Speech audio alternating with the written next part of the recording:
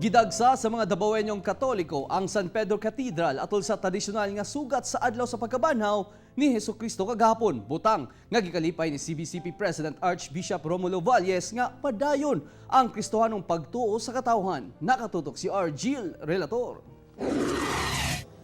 Taliwala sa katugnaw sa kadlawon, daghang Dabawenong Katoliko ang sayong misaksi sa tradisyonal nga sugat sa Easter Sunday o Pasko sa pagkabanhaw ni Hesukristo.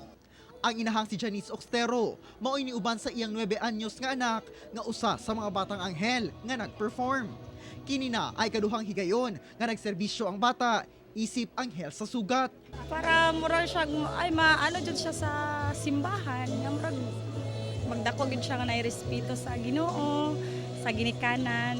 Sa reenactment sa pagkabanhaw ni Jesus, pinaagi sa sugat, giprosesyon ang imahen ni Hesukristo ug sa pikas banda ang imahen ni Birheng Maria.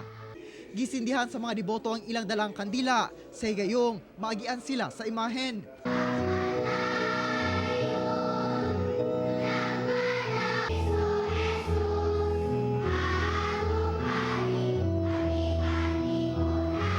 Usa ka batang anghel ang gipakanaog nga mo'y nikuha sa itom nga bilo nga ni simbolo nga gawas no na si Birheng Maria sa iyang kasubo.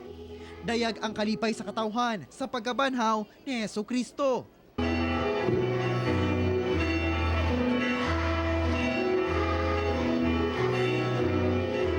Usa ka misa ang ipahigayon human ang sugat. Sa mensahe ni CBCP President ug Davao City Archbishop Romulo Valles, ang maanindot nga kustumbre sa mga Pilipinong Katoliko sa sugat sa pagsaulog sa Pasko sa pagkabanhaw, pagpadayag sa walay paglubad nga pagtuo ngadto sa Ginoo.